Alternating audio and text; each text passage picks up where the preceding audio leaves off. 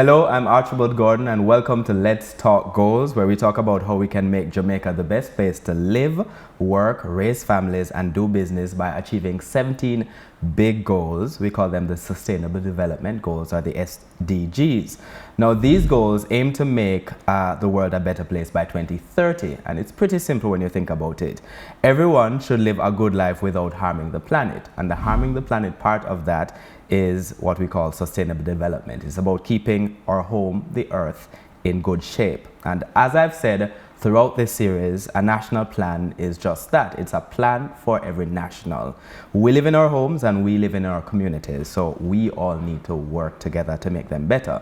It's all about partnerships. So today, I have with me to discuss partnerships, but specifically the role of the private sector. I have with me Charmaine Brimm. She is Technical Specialist for Socioeconomic Development at the Planning Institute of Jamaica. And I have Dr. Parris Lyew-Ayee. He's Vice President of the Private Sector Organization of Jamaica. And I want to start with Dr. Lyew-Ayee by talking about first a little bit of your role at the PSOJ and how it contributes to the SDGs. Well, the PSOJ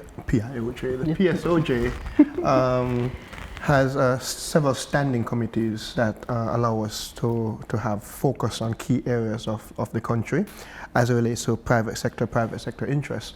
One of them is the Energy, Environment and Climate Change Committee that brings together many different stakeholders from the business community who have interests in any of these energy, environment or climate change arenas.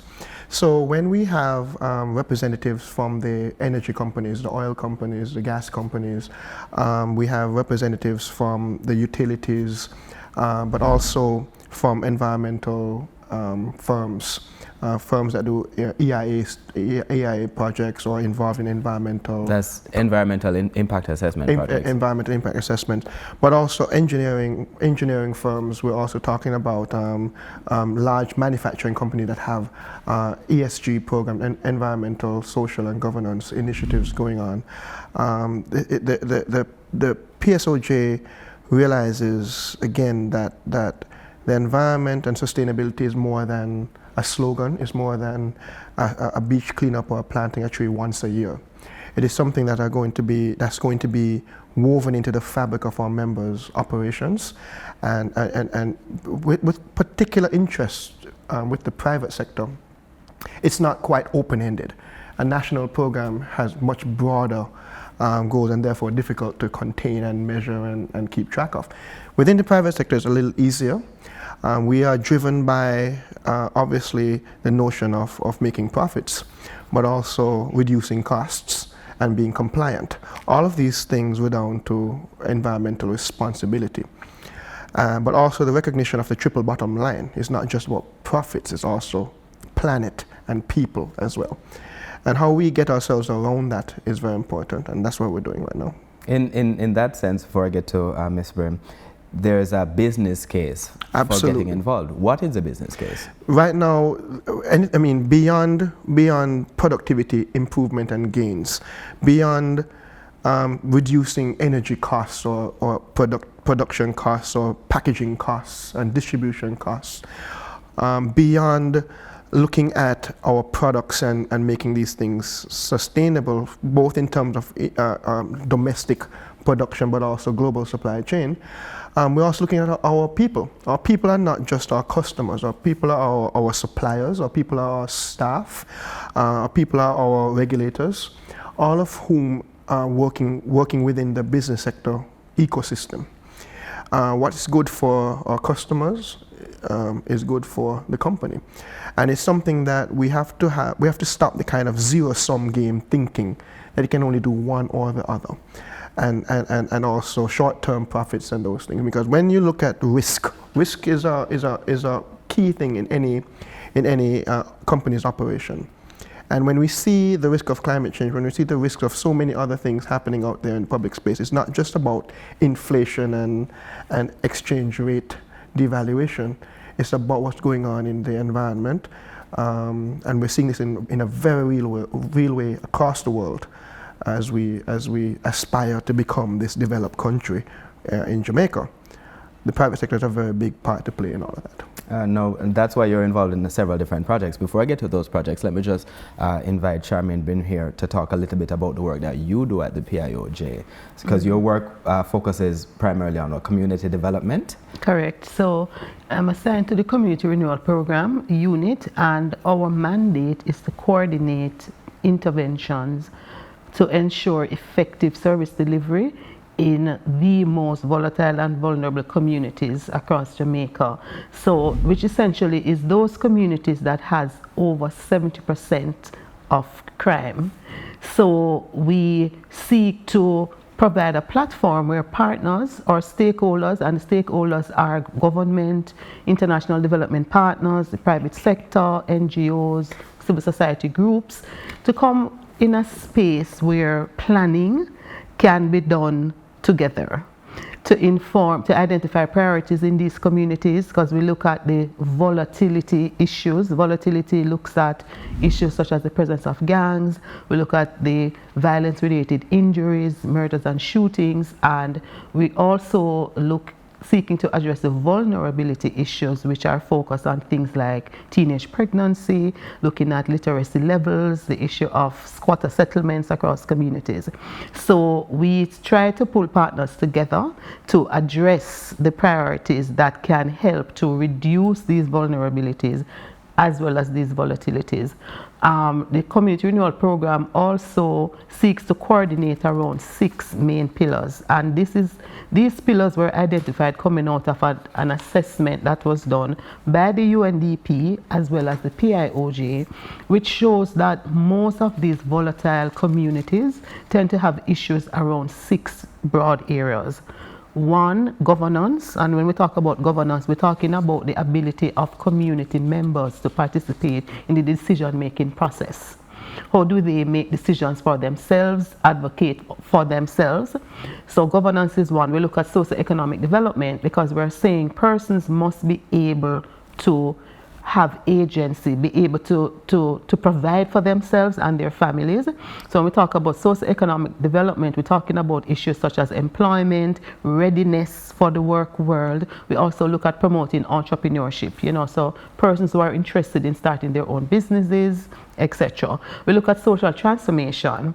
Social transformation focuses on issues such as community cohesion. We know that one of the issues we have in these communities is the whole inability to cross boundaries, right? Yes. So we try to address those issues, as well as looking at some of the issues such as parenting, looking at the psychosocial issues. A lot when you talk about these volatile communities, residents are exposed to high levels of crime consistently, right? So you can understand the levels of trauma that also informs their behavior.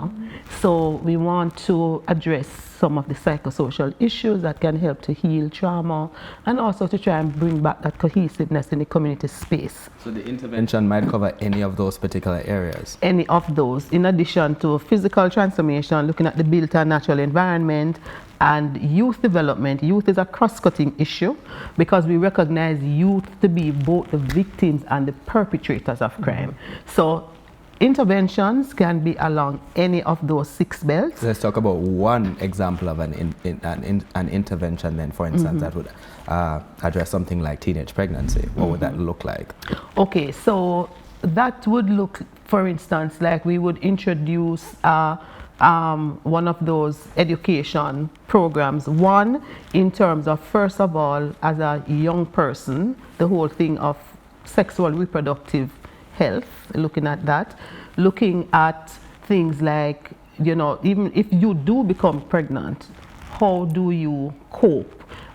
Introducing you to services that can be accessed, right? So normally, again, because we coordinate, we're not implementers. So for a lot of these interventions, something like teenage pregnancy, you would want to engage the National Family Planning Board, for instance, for them to roll out their suite of programs, or to just ensure the connectivity of like a teenage mother to the different services, So it would involve things like that. One would also want to introduce a psychosocial program as well, just to understand, as I said before, a lot of the these sort of youth mindset. have the mindset, because you do want to influence their mindset changes, right? There are a lot of cultural practices that feeds into why our youth do the things that they do.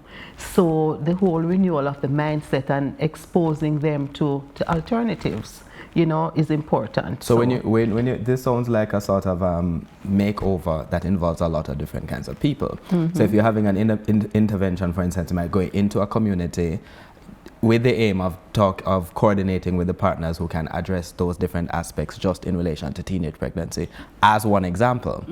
As one example, how do these interventions address this? What specific SDGs do they address? So that can span across a number of them, and I think I'd have to probably look at the chart now to tell you the specific name, but we know the SDG talks about things like education, you know, looking at equality, sustainable crimes, cities and communities. Right? Building That's more SDG sustainable. 11. Exactly. So when we create a coordinating space, and we tend to do this through the interagency network, the purpose of the coordination space is to allow partners to come together to start from the aspect of an assessment. We need to know what are the issues in the community, and we can't do that without the input of the community. So I want to connect this to this idea of the SDGs. SDGs are really about planning. So the first thing you're doing is putting together a plan by talking to everybody. Exactly. This is also similar to the work that the PSOJ does as well. Correct.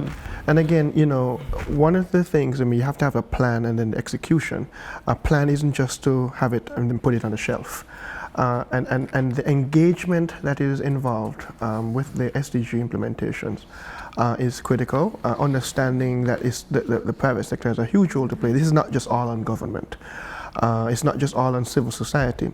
But then balancing that with the primary obligation of private sector organizations to their shareholders and stakeholders, it's not just about a free-for-all. It has to have a plan.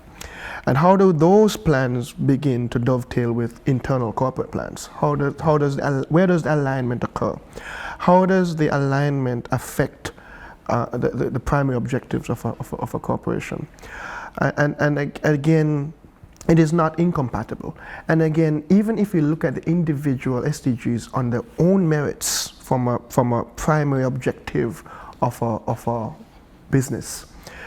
Take, for example, SDG 6, which is clean water, SDG 7, clean energy. People need to also remember that, I mean, a lot of the executing agencies, implementing agencies will be engineering firms. These guys are private sector entities.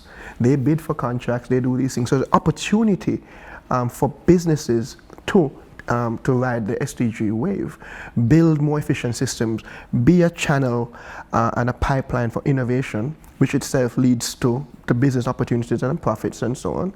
There's nothing wrong with that. And again, and then of course, the secondary benefits now for all SDGs now, improved productive workforce, increase disposable income, meaning they're now going to be buying products and taking holidays, having entertainment options to them. So again, it's just common sense. It's good business to adopt the SDGs, and but it requires a sense of the reality that things are changing. What was doesn't have to be what will be.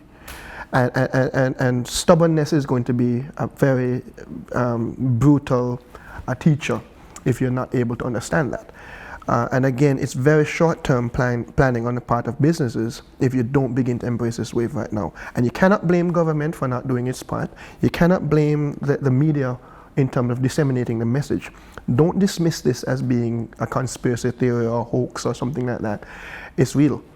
And it's business sense. Just think about it like that. Don't think about it as a charity. Businesses are not in the business of charity. Yes. Think about it as business, and you realize that the benefits are the same. So that's the business case for these kinds of interventions from the private sector.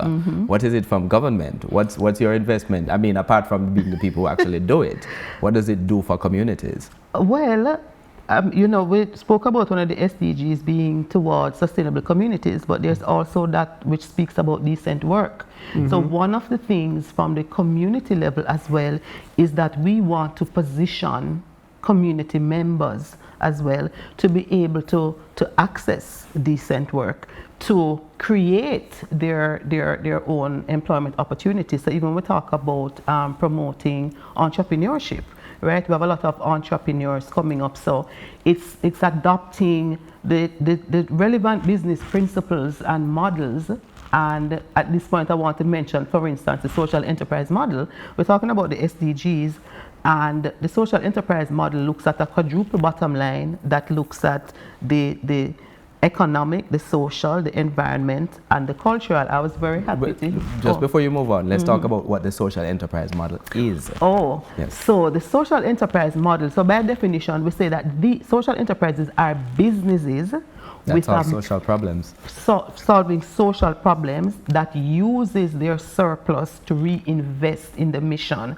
And that mission can be social, environmental, economical, or cultural. Because, you know, culture is a big thing for us as, you know, Jamaica. So the social enterprise model uses the same business principles. We are operating using ethical business standards.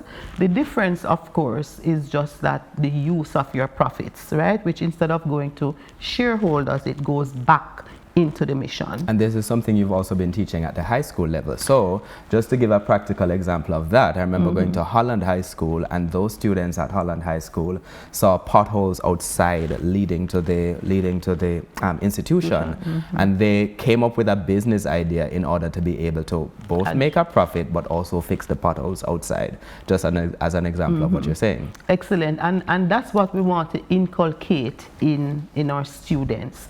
We want them to utilize a particular business model that allows them to problem solve, but also to care about community, your surroundings. So you want to identify the issues and understand the importance of, yes, you're making money, but the money is not just about me. It's about my environment. It's about the community that I'm a part of. And it's about becoming responsible for the community that we are a part of. And all of that we know, when you think about the SDGs that's really leading towards sustainable development, we want to make sure that at the community level, you know, and this is why when we talk about community renewal, we want to see where citizens are empowered to impact their own lives, and at the end of the day to improve their quality of life.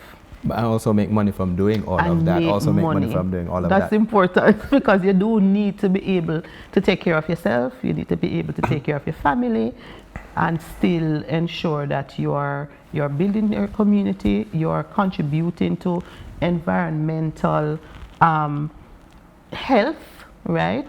And just looking out for the peoples around you. And by doing that, at the community level, you're contributing to national development. Absolutely. We're contributing to the attainment of Vision 2030 Jamaica, and we're contributing to the attainment of the Sustainable Development So Goals. coming up with a plan together, working together to sort of put together the elements of the plan that suit your community, and then coming up with a strategy for achieving it. In terms of some of the programs that the PSOJ is doing, I want to highlight one in particular, Project Star, a sort of similar model in a sense to what the community renewal program does. Similar, different at the same time. I mean, among other things, you know, the Project Star is listed on the Jamaica Social Stock Exchange as well. So in addition, one of the key things, and I'm glad Charmaine mentioned, you know, how social enterprises work. The thing is now you are giving organizations the ability to chart their own destiny. Because one of the problems in the old way of understanding how NGOs or charities or however they work is they are completely dependent on funding. When the funding dries up, the project dies. To be able to create seed funding to start a social enterprise and then that itself becomes sustainable, that's where you get legs. And to be able to support social enterprise initiatives, to have that kind of legwork is very important as we evolve as a country and become more mature in terms of governance and business practices. But Project STAR itself is a fantastic collaboration between the PSOJ and the Jamaica Constabulary Force to bring about changes within communities. We look at the CRP model, we look at how governments themselves have worked, and we want to be involved. The private sector wants to be involved here. We don't believe that the government needs to be babysitting people for their entire lives. We need people to have the dignity of self-determination. And to do that, the police are not responsible for your education. The police are not responsible for your employment, but the business community can help. So what we have done right now is 4 communities in East Downtown Kingston, Savannah Lamar, Maypen, and Salt Spring. We just got into Salt Spring. But to engage the local businesses, to understand that each of these communities have different fingerprints in terms of their socioeconomic footprint, their crime situation, even their traffic, and all of those different kind of variables. So about a plan that suits you. Precisely. Yes. And then to be able to work with business communities in their interest to be involved with a program like this. Understanding as well, and this is where it diverges a bit from a community CRP renewal program. Yes. Is that understanding that a community itself doesn't necessarily have 4 corners, because people go outside of the community and people from outside the community come in.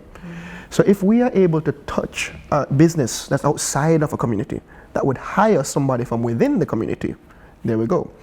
How do we prepare people from within the community to get employment outside the community? How do they get there? Look at logistics and realities of public transport, personal transport, their own needs for childcare while they're at work. All of those things are important.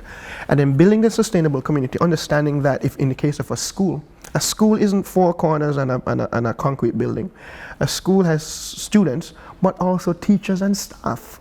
How do we get those people to come in, to feel safe, to work, as well as leave those communities and be productive without having to worry about things back at home?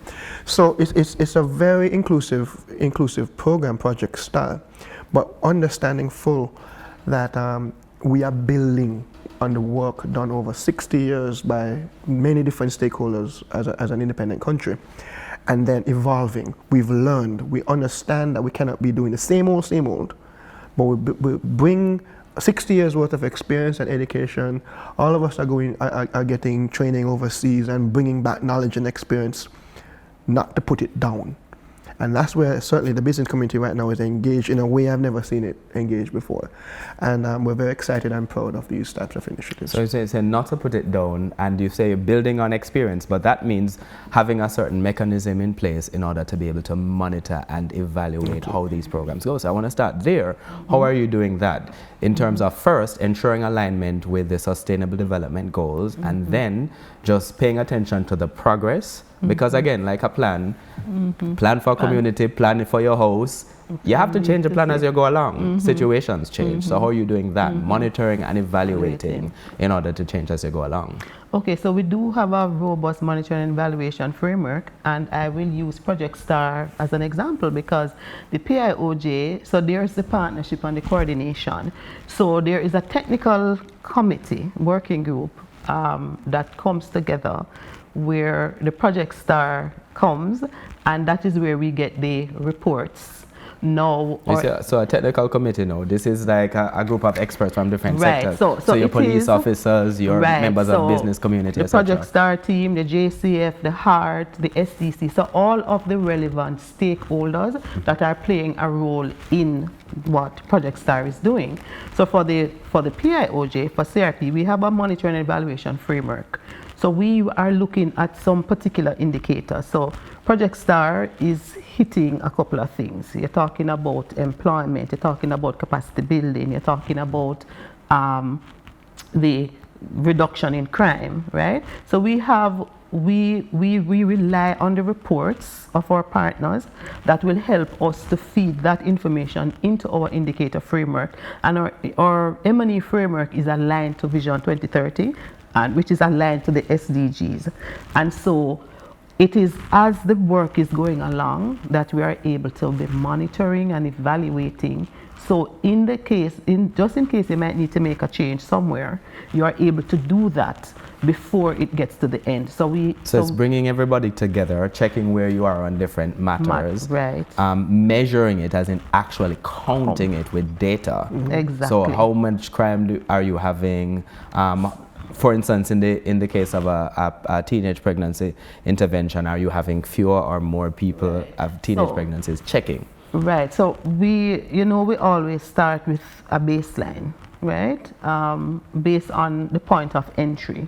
That baseline could be 0. It could be that at the point of entry we're seeing teenage pregnancy at 80%. As the interventions are taking place, as we're getting the data and we're able to plug that in over a particular time, because we have to understand as well that change, you need to give it time. Things take time. Things take time. Yes. And so we are able to, once we have that data to feed in, we're able to look at our M&E framework and we're able to see the movement, if we're seeing a reduction in teenage pregnancy, etc. So it is very much data driven, evidence-based, collecting the data. Project Stars out there doing whatever they are doing, they are able to report to say, we have been in Parade Gardens, or this is what we have done, these are the numbers, etc. So that is.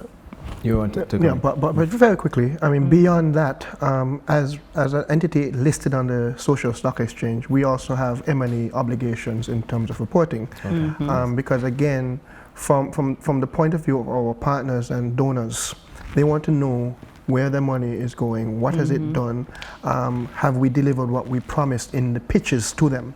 So beyond alignment to Vision 2030, we also are accountable to the Social Stock Exchange shareholders. And it allows for an almost real-time type of obligation to make sure that we are accountable.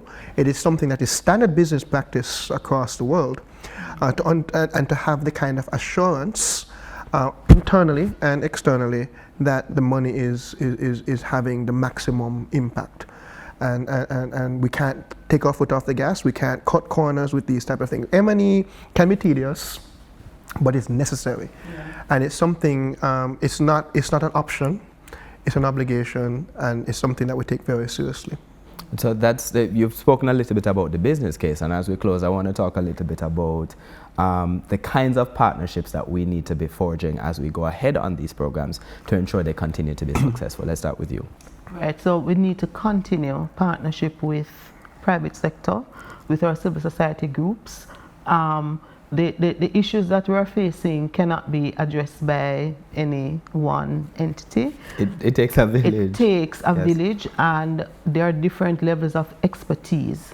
So we need the kind of continuous partnership that will see government providing the enabling framework, private sector plugging in some funds, or civil society group continuing to do what they do so well at the community level in terms of advocacy, pulling persons together. So we need to continue those kind of public-private partnerships with our IDPs, because we want to see a flow of international development partners, IDPs. International development partners, right? So we're looking at the development of people, looking at the resources that are needed, and then looking at ensuring that the ecosystem is working in such a way that we can see community renewal, we can see our vision, Jamaica becoming the place of choice to work, raise families, do business, and to see the fulfillment of the SDGs. I don't think that anyone can deny that Jamaica has been on an upward trajectory by many different measures. And we do have the challenges that exist with respect to crime, and even that has been broadly moving in the right direction. That is not by accident. And again, it's something that the private sector takes very seriously. We will hold anyone accountable And that's another important element here, beyond Project Star or beyond any particular single program or any single community. It is something that we understand the role, critically, the role of partnerships. It is something that engagement is going to be important. Relationships are important, networks are important, respect is important. And it's something that we understanding broadly, partnerships between government agencies is not enough. It's partnership between private sector agencies is not enough. We are a consortium of private sector entities at the PSOJ. But we are engaged with government. Government is engaged with us. We are engaged with academia. Academia is engaged with us. And the kind of closed circuit policy making or research that's in the past. Because right now, beyond everything else, ultimately at the end of a monitoring evaluation framework, the end of a funding cycle, is results. And that's what we're after. And to be able to achieve those results, maintain those results, and continue to grow those results while the world is changing, the goalpost is changing on us. We can't take our foot off the gas. It's something that we're very keen on. Again, as I started, having a standing committee every month at the PSOJ keeps the focus on for us and to us. In terms of making sure that we're able to achieve these very important goals, because again, you cannot deny that this is a crisis. The need for the SDGs, which is a UN goal set. I mean, 193 countries signed on. Jamaica is one of them.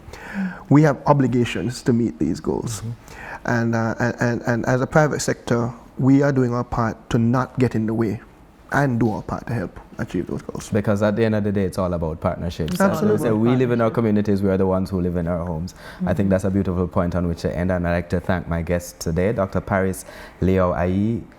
He is Vice President of the Private Sector Organization of Jamaica, and Charmaine Brimm, who is Technical Specialist for Socioeconomic Development at the Planning Institute of Jamaica. And again, if you want to find out about these projects, any of these kinds of projects, the way, or to find out about the ways in which you can partner, the ways in which you can get involved, you can get information on the Planning Institute's website and social media pages, as well as the social media pages of the Private Sector Organization of Jamaica, as well as its website. Thank you so much for joining us for this episode of Let's Talk Goals. I'm Archibald Gordon. See you next time.